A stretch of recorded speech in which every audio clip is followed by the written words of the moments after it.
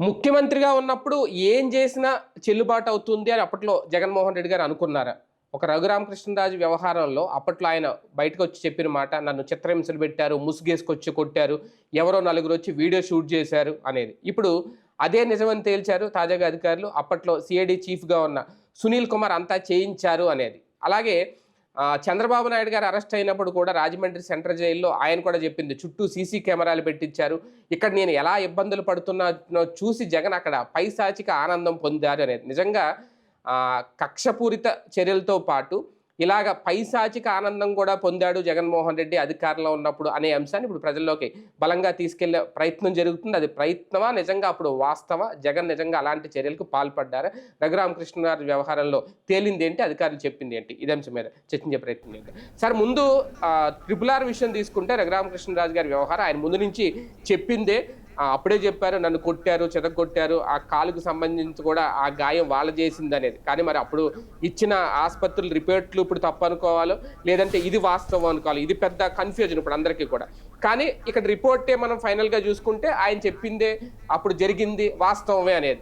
ఏం చెప్పింది అసలు రిపోర్ట్లో ఏముంది, ఏది నిజం అనుకోవాలి? రిపోర్ట్లో లోకల్గా వచ్చినటువంటి మెడికల్ రిపోర్ట్లో గాయాలు ఏమి లేవని ఇచ్చారు అప్పుడు. ఇప్పుడు దాని మీదన ఇప్పుడు ఎక్కడికి వెళ్ళిన తర్వాత మిలిటరీ హాస్పిటల్ సికింద్రాబాద్ వాళ్ళు ఏంటంటే రక్త గాయాలు ఉన్నాయి అని ఇచ్చారు. అయితే అది ఎయిర్ క్రాక్ అని ఇచ్చారు లోపల. ఎయిర్ క్రాక్ అని, ఎయిర్ క్రాక్ కి సంబంధించి వీళ్ళు ఏం ప్రొజెక్ట్ చేశారు, అది దాంట్లో కాలు ఆయన అంతకుముందే పాడై ఉన్నది, పాచిపోయింది, అదే అని చెప్పుకొచ్చారు. ఆ తర్వాత ఫర్దర్ ఇన్వెస్టిగేషన్ జరగలేదు, హెల్త్ ఇన్వెస్టిగేషన్ జరగల. ఇప్పుడు ఇందులో రిపోర్టు తప్పైతే డాక్టర్ల ఉద్యోగం ఎగిరిపోతుంది. డాక్టర్ ఒప్పుకున్న ఉద్యోగం పోతుంది, డాక్టర్ ఒప్పుకోపోయిన ఉద్యోగం పోతుంది. అంటే కొట్టడం నిజమని అయితే ఇప్పుడు ఆ గాయం కూడా నిజం అవుతుంది కదా, అప్పుడు ఎయిర్ క్రాక్ అవ్వదు కదండి అది. అప్పుడు నేనంటోంది అదే, అప్పుడు డాక్టర్లు తప్పుడు నివేదిక ఇచ్చినట్టు, డాక్టర్లు ఇచ్చినటువంటి నివేదిక రైటా రాంగా అన్నటువంటిది ఇప్పుడు వాళ్ళు పరీక్షను ఎదుర్కోబోతున్నారు. ఎందుకంటే డాక్టర్లు ఒకళ్ళు కాదు, ఇద్దరు కాదు కదా, ముగ్గురు నలుగురు బృందం ఇచ్చినట్టు. ఇందులో రెండు కోణాలు ఉంటుంది. ఒకటి, ఇప్పుడు ఇక్కడతో ఆగదు ఇది, దీని మీద ఛాలెంజ్ చేసినప్పుడు ఇది విచారణ అంతా జరగాలంటే ఆ ఆర్మీ డాక్టర్లు ఎవరైతే చూసారో వాళ్ళు ఇచ్చిన రిపోర్టు ఇది కలిపి కోఆర్డినేట్ చేస్తూ ఒక ఎక్స్పర్ట్ కమిటీతో కోర్టు కూర్చోవాలి. అంటే ఇంకో కమిటీ వేయాలా మళ్ళీ దీని మీద? కోర్టు లేకపోతే సాక్షుల కింద వీళ్ళు అలాగ ప్రొడ్యూస్ చేయాలి. ఫస్ట్ అయితే ఒక ఆస్పెక్ట్ కొట్టలేదు అని ఒక డాక్టర్ల బృందం ఇచ్చింది, ఒక్క డాక్టర్ ఇచ్చింది కాదు, డాక్టర్ల బృందం ఇచ్చింది. ఇప్పుడు ఇందులో చెప్తున్నది ఏంటంటే కొంతమంది డాక్టర్లు కొట్టారని ఇచ్చినా దాన్ని టోటల్ అంటే మనకేమంటాం జడ్జిమెంట్లలో, ఇప్పుడు ఫర్ ఎగ్జాంపుల్ మొన్న ఈ జడ్జిమెంట్ వచ్చింది, మన ఇది రాజ్యాంగానికి సంబంధించినటువంటి సవరణకి సంబంధించినటువంటి అంశం ఉంది కదా, మన మాదిగల రిజర్వేషన్ దాని మీద గతంలో ఒక బెంచ్ ఇచ్చింది ఒక తీర్పు 5 సభ్యులతో. దాని తర్వాత మళ్ళీ ఒక 5 సభ్యులతో కూడినటువంటి బెంచి ఆ వర్గీకరణ జరగాలని ఇచ్చింది పంజాబ్కి సంబంధించి, చెప్తూ గతంలో ఒక బెంచ్ ఇచ్చిన దానికి కాంట్రడిక్షన్ వచ్చింది కాబట్టి ఇది 7 సభ్యుల దానికి వెళ్ళండి అని చెప్పింది. ఆ విధంగా ఎట్లయితే జరిగిందో ఇప్పుడు ఇక్కడ ఇందులో డాక్టర్లు 5 నివేదికలు ఇచ్చారనుకోండి, ఈ 5ని క్రోడీకరించి ఇచ్చేటటువంటిది ఎవరు? అక్కడ చీఫ్ జస్టిస్ ఎట్లాగో ఇక్కడ సూపరింటెండెంట్ అట్లాగా. ఈ డాక్టర్లు ఇచ్చిన దాన్ని సూపరింటెండెంట్ వక్రీకరించి ఇచ్చుంటే సూపరింటెండెంట్ ఉద్యోగం పోతుంది, మెడికల్ లైసెన్స్ కూడా కోల్పోతారు. ఒకవేళ కనుక ఈ రిపోర్టే తప్పు అనుకోండి, అప్పుడు అవతల ఉన్నటువంటి ఆర్మీ డాక్టర్లకు సంబంధించి వాళ్ళు ఏమి ఇచ్చారు, ఆర్మీ డాక్టర్లు తప్పిస్తే ఆర్మీ డాక్టర్ల ఉద్యోగం పోతుంది. కాబట్టి ఇందులో చాలా ఆర్గ్యుమెంట్స్ నడవాల్సినటువంటి అవసరం ఉంటుందన్నమాట. కానీ ఇక్కడ ముసుగేసుకొని వచ్చి కొట్టడం అంటే నిజంగా అది ఎక్కడో ఉండి ఆయన చూశారు, సిఐడి చీఫ్ సునీల్ కుమార్గా ఉన్నప్పుడు ఆయన, తర్వాత ఆయన కూడా దగ్గరుండికి వచ్చి అలా కాదు ఇలా కొట్టమని చెప్పారు, కొట్టించారు అంటే చాలా డీటెయిల్గా రాసుకొచ్చారు ఇదంతా. అసలు మెయిన్ జగన్ చేయించారా వెనకుండి అనేది కూడా ఇప్పుడు సునీల్ వరకే ఆగుతుంది. ఇది సునీల్ని అరెస్ట్ చేస్తారు రేపు పొద్దున్న. దీంట్లో సునీల్ కూడా నోరు విప్పితే జగన్ నోరుకి వెళ్తుందా? అంటే ప్రతీకారం ఏ రేంజ్ లో ఉంటుంది జగన్ తీర్చుకుంటే అనడానికి ఇటువంటిది ఏమైనా ఒక నిదర్శనం? ఇక్కడ ఒక దాంట్లో ఒక ట్విస్ట్ ఏమైందంటే, అప్పుడు ఆయన ఏం చెప్పారంటే రఘురామకృష్ణరాజు నన్ను కొడతంటే తీస్తూ అది జగన్ చూశాడే. అవును. ఇప్పుడు ఇవాళ పేపర్లో వచ్చిన కథనం ప్రకారం చూస్తే, ఈనాడు కథనం ప్రకారం అలాగా చూసింది సునీల్ కుమార్ అని. జగన్ చూశాడని ఇవాళ సునీల్ కుమార్ చూశాడు. సునీల్ కుమార్ చూసి ఆయన దాని మీదన మీరు కొట్టడం చేత కావట్లేదంటూ తను వచ్చి కొట్టాడు అని కదా. ఆ నివేదికలో సునీల్ కుమార్ గారు కొడుతున్నప్పుడు మళ్ళీ లైవ్ వీడియో తీసి జగన్కి చూపించారని ఎక్కడ రాలేదు మరి. కాబట్టి ఇక్కడ సునీల్ కుమార్ దగ్గర ఆగుతోంది. ఇక అక్కడ అది ఎవరు చెప్పారు? అది సెంట్రీ చెప్పారన్నటువంటిది. సెంట్రీతో పాటుగా ఆ రోజున ఉన్నటువంటి అధికారులు చెప్పారన్నటువంటి. దానికి వీళ్ళేంటి సాక్ష్యం? వాళ్ళు ఫోన్ ఆ రోజున అక్కడ ఉన్నారు అన్నటువంటి. వాళ్ళందరూ అధికారులు అక్కడే ఉన్నప్పుడు వాళ్ళ ఫోను లేదంటే ఎట్లా ఉంటుంది? వాళ్ళు అక్కడే ఉన్నారు. అయితే రాత్రికి సునీల్ వచ్చారా లేదా ఇది తేలాల్సిన అంశం. ఇప్పుడు మనం ఏదన్నా ఊరికి వెళ్ళామంటే ఆ ఊరు ఆ రోజున మనం వెళ్ళామని వస్తుంది గూగుల్లో. మనం గూగుల్ని డిజేబుల్ చేసుకుంటే మనం వెళ్ళిన రికార్డులో ఉండదు. 6 నెలలకు ఒకసారి ఒక మెసేజ్ వద్దు, నువ్వు ఈ 6 నెలలు తిరిగిందంతా నా దగ్గర రికార్డు ఉంది అబ్బాయి, డిజేబుల్ చేస్తావా ఎనేబుల్ చేస్తావా అని. ఎనేబుల్ చేస్తే మనం తిరిగి వచ్చింది మనకు కనబడుద్ది, ఎవరికైనా కనబడుద్ది. డిజేబుల్ చేస్తే అక్కర్లేదంటే క్లియర్ చేయమంటావా అని అడుగుద్ది. మళ్ళీ ఎస్ అని నొక్కామంటే మొత్తం మనం ఇన్నాళ్ళు తిరిగి వచ్చిందంతా వెళ్ళిపోతుంది బేసిక్గా. అక్కడ ఫోటోలు గిటోలు ఇవి కూడా ఉంటాయి అన్నమాట దాంట్లో.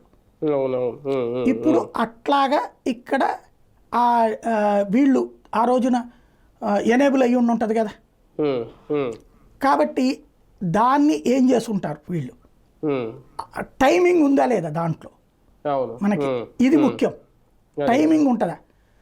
ఆ రోజున స్టేషన్కి వచ్చారు అంటే పెద్ద ప్రాబ్లం ఉండదు. ఆ టైంకి వచ్చారు అన్నటువంటిది సెంట్రీ సాక్ష్యం అన్నటువంటిది వాల్యుబుల్ సాక్ష్యం, నో డౌట్.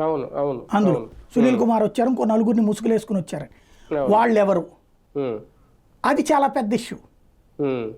ఇప్పుడు ఇందులో జరగాల్సిన ప్రొసీజర్ ఏంటి? యాజ్ పర్ నామ్స్ అయితే ఇప్పుడు ఆ విజయపాల్ అరెస్టు, ఆయన్ని విచారించడం, ఆయనతో పాటుగా ఆ రోజున కొట్టినటువంటి పోలీసు అధికారులందరినీ అరెస్ట్ చేయడం, ఎస్ఐ సిఐ వీళ్ళందరినీ అరెస్ట్ చేయడం, వాళ్ళందరినీ రిమాండ్ రిపోర్ట్ ఆధారంగా వాళ్ళు ఇచ్చిన నివేదిక ఇది.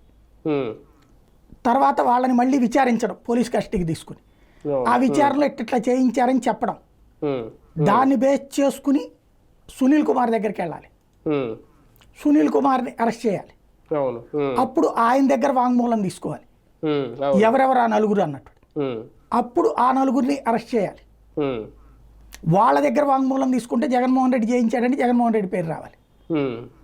ఇది ప్రొసీజర్ యాజ్ పర్ నామ్స్ అయితే.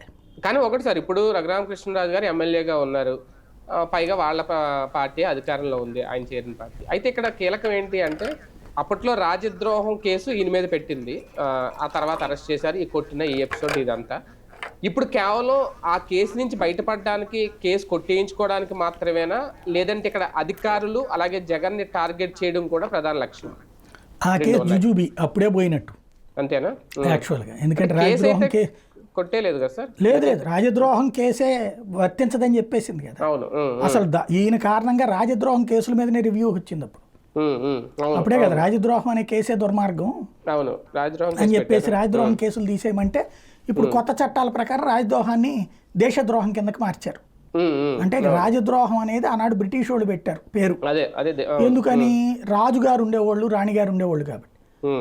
దాన్ని ఇప్పుడు దేశద్రోహం అని మార్చారు, అంతే. సింపుల్ లాజిక్ అక్కడ. దేశద్రోహం, రాజద్రోహం అన్నప్పుడు ఏమైందంటే పాలకుడు ఎవడన్నా రాజు అవుతాడు. దేశద్రోహం అంటే దేశానికి తప్పు చేసినట్టు. ఇప్పుడు జగన్ టైంలో పెట్టింది ఏంటి? జగన్ ప్రభుత్వాన్ని కుప్పకూల్చడానికి రాజద్రోహం అని. కేసీఆర్ పెట్టింది కూడా రాజద్రోహం కేసే కదా ఆ రోజున. అంతకుముందు కాంగ్రెస్ పార్టీ పెట్టింది. ఇప్పుడు కోదండరాం పార్టీలోనూ అటు వెళ్ళాడు ఒక ఆయన, మన నల్గొండ జిల్లా ఆయన.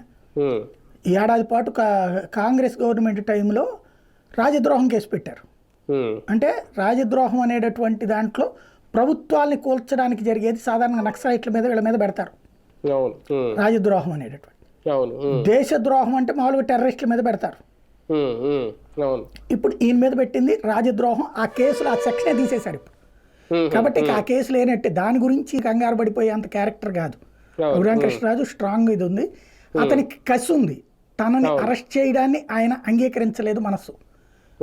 అలాగే తనని ఒక ఎంపీగా ఉన్నటువంటి వాడికే సెక్యూరిటీ లేకపోతే ఎట్లా అన్న కసే కదా ఆయనలో ఉంది. సరే, ఆయన మాట్లాడింది రైటా రాంగ్ అంటే ఎథికల్గా అయితే ఆ పార్టీలోని మాట్లాడడం రాంగే. కానీ ఆయన దాన్ని తనని ఇబ్బంది పెట్టారు కాబట్టి అన్నటువంటి రూట్లో పోయారు కాబట్టి అది ఎథికల్ పొలిటికల్ ఇష్యూ. కానీ ఎథికల్ పొలిటికల్ ఇష్యూలో చట్టాన్ని చేతుల్లోకి తీసుకోవచ్చా అన్నది కదా ఆయన నిరూపించాలనుకుంటుంది.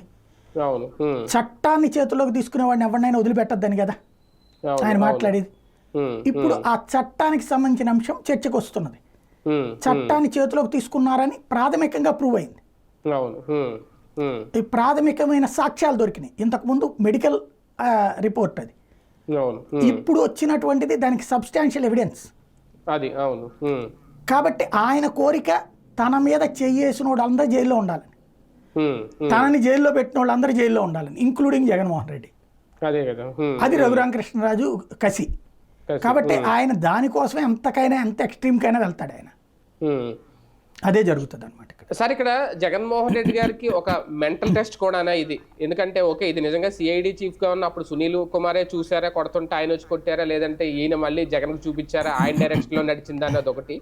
చంద్రబాబు నాయుడు గారు అరెస్ట్ అయినప్పుడు కూడా ఆయనే ఓపెన్గా చెప్పింది, నేను జైల్లో ఎలా కష్టాలు పడుతున్నా చూడడానికి చుట్టూ సీసీ కెమెరాలు పెట్టారు, నాకు సెక్యూరిటీ కూడా పెద్దగా లేదు, అన్నీ అక్కడి నుంచి ఆయన తాడేపల్లి ప్యాలెస్లో కూర్చొని చూశారనేది. ఇప్పుడు ఇది నిజమైతే రేపు పొద్దున అది కూడా నిజమా?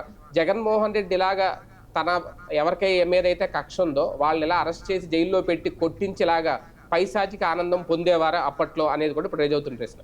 దాని మీద కంప్లైంట్ ఏం పెట్టి చంద్రబాబు గారు ఏం విచారణకు ఆదేశించలేదు కదా.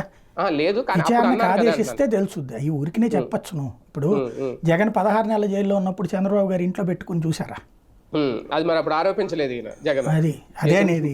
కాబట్టి అది రాజకీయం చేయడం చంద్రబాబు నాయుడు చేయించాడన్న వరకే మాట్లాడాడు కానీ రోజు చూశాడని చెప్పలా. ఇంకోటి సీసీ క్యామ్స్ ఈయన పెట్టలా, జగన్మోహన్ రెడ్డి పెట్టించాలని పెట్టలా, కోర్టులో వచ్చింది అది. ఎందుకు? ఆయన సెక్యూరిటీ ప్రాబ్లం అంటే ఆయన మేము మానిటర్ చేయమని ఆదేశించింది, సెక్యూరిటీకి ఇబ్బంది రాకుండా. అది కోర్టుకి సాక్ష్యం కోసం పెట్టినటువంటిది. అందులో ఏ హింసించేదేం లేదు కదా. ఇంకోటి అందులో అనేక సార్లు జడ్జి గారు అడిగారు కదా ఏమైనా ఇబ్బంది పెట్టారని, ఏం లేదని చెప్పారు కదా. కాబట్టి అక్కడ దాంట్లో అది ఆ రోజున రాజకీయంగా వాడారు ఆయన. ఆయన ఇంకోటి ఇబ్బంది పెట్టుంటే ఈ పాటికి వాళ్ళని చాలా ఇబ్బంది పెట్టేవాళ్ళు కదా. ఆ ప్రమోషన్స్ కూడా వచ్చినాయి. కుర్చీలు అవన్నీ వాళ్ళు చేయడానికి ఉండదు కదా, రూల్ ప్రకారం తీసుకోవాల్సిందే, కోర్టులో వేసి తీసుకోవాల్సిందే. కానీ ఆయనకి వేనీళ్ళు తెచ్చి ఇచ్చారనుకోండి అది చట్ట విరుద్ధం అవుతుంది వాళ్ళకి. వేనీళ్ళు తేవాలన్నది కోర్టులోనే తెచ్చుకోవాల్సి వచ్చింది, కుర్చీ కావాలని కోర్టులోనే తెచ్చుకోవాల్సి వచ్చింది, ఆయన తినడానికి కావాలి, అవన్నీ కోర్టు తప్పదు. ఎందుకంటే సహజ నిందితులకు ఉండేటటువంటి ఇస్తారు. అందులో ఇచ్చింది ఆయనకి విఐపి గ్యాలరీ అన్నది ఓకే, విఐపి ఇదే ఇచ్చారన్నది కన్ఫర్మ్. అది మిగతా దాంట్లో ఆయన కూడా అబ్జెక్షన్ చేయలేదు. ఊళ్ళో కూర్చోవడానికి ఇబ్బంది పెట్టినటువంటిది స్పూన్ కావాలంటే ఇవ్వలేదన్నటువంటి పాయింట్ అది వచ్చినటువంటి. అంటే అల్టిమేట్గా అదే ఈయన జైల్లో పెట్టి ఈయన ఆనందం పొందారు జగన్ అనేది రేపు పొద్దున్న తేలబోద్దా? అదే కనుక జరిగితే అది ఆయన మీద కేసు పెట్టే వరకు వెళ్తుందా? ఇప్పటికైతే సునీల్ వరకు ఆగిపోయింది. యాక్చువల్గా ఇందులో జగన్ సేఫ్ అయ్యాడు. ఇంతవరకు రఘురామకృష్ణరాజు ఆరోపించింది అది తనను కొడుతున్నప్పుడు చూసింది జగన్ అని. అవును. కానీ ఇప్పుడు ఇచ్చినటువంటి వాంగ్మూలం ప్రకారం సునీల్ దగ్గర ఆగింది ఇది. కాబట్టి అది సునీల్ చెప్తే అది నేను కాదు జగన్ చూసేవాడు అని చెప్తే అప్పుడు వెళ్తుంది, లేకపోతే ఇక్కడ తాగుతుంది అది. కానీ ఇదే వ్యవహారంలో సిఐడి మీద కూడా కాస్తంత మనకున్నదాన్ని తగ్గిపోద్దా సార్? రేపు పొద్దున్న సిఐడి పోలీసులు కూడా ఇలా చేస్తారా ప్రభుత్వం చెప్పినట్టు, లేదంటే ఇలా వింటారా అనేది? అసలు సిఐడి, సిట్టు, పోలీసు ఏదన్నా బాధ్యతగా ఉన్నాయి? ఇప్పుడు ఆ నమ్మకం ఉంది అసలు మనకి? మీరు చెప్పండి, ఎవరన్నా నమ్ముతున్నారా? అధికార పార్టీల తరపున పనిచేస్తున్నారు వాళ్ళు అంతే. నిజంగా సిన్సియర్గా పనిచేస్తున్నది ఎవరు? ట్రాఫిక్ పోలీసులు అనాలేము. అదే అవును పాపం. ఎందుకంటే వాళ్ళకి రాజకీయాలకు అతీతంగా చేస్తున్నారు. వాళ్ళు కూడా ఏ రాజకీయ పార్టీ తరపున వచ్చారంటే కనుక వదిలేస్తున్నారు వాళ్ళని. అదే కదా. అంతేగాని వేరే వాళ్ళని హింసించట్లా. క్రైమ్ పోలీసులు వాళ్ళు కూడా హింసించరు ఎవరిని. ఎందుకని? వాళ్ళకి ఇందులో పొలిటికల్ ఇంటెన్షన్ ఏం లేదు. లా అండ్ ఆర్డర్ అంటేనే లేదు అక్కడ. పాపం వాళ్ళ తప్పు కూడా కాదు. వాళ్ళకి మెయిన్ పోస్టింగ్లు కావాలంటే చేయాల్సి వస్తుంది. ప్రభుత్వం చెప్పిన మాట వినకపోతే మెయిన్ పోస్టులు వేయట్లేదు, లేదా అవతల వాళ్ళ పక్షానని చెప్పి వేధిస్తున్నారు. కాబట్టి వ్యవస్థలు కొలాప్స్ అయినప్పుడు పాపం ఎవరిని మాత్రం ఏమనాలి మనం. అదేలేండి. అవును. Right. Thank you sir. Thank you very much. Right, చూద్దాం మొత్తానికి ఇప్పుడు రఘురామకృష్ణరాజు గారి వ్యవహారంలో అప్పుడు ఏం జరిగింది అనేది నిజంగా సిఐడి చీఫ్, అప్పట్లో సిఐడి చీఫ్గా ఉన్న సునీల్ దగ్గర ఆగుతుందా వ్యవహారం, లేదు అంటే ఆయన కొట్టించి చిత్రహింసలు పెట్టి లైవ్లో చూస్తూ అక్కడ జగన్మోహన్ రెడ్డి గారి పైశాచిక ఆనందం పొందారు అనేది కూడా బయటికి తీసుకొచ్చే ప్రయత్నం జరుగుతుంది. అదే కనుక జరిగితే అది జగన్మోహన్ రెడ్డి గారి మెడకు కూడా చుట్టుకుంటుందా భవిష్యత్తులో? ఇది ఎంతవరకు ఆగుతుందో ఇంకా ఏం జరుగుతుంది వేచి చూడాల్సిన అంశాలు.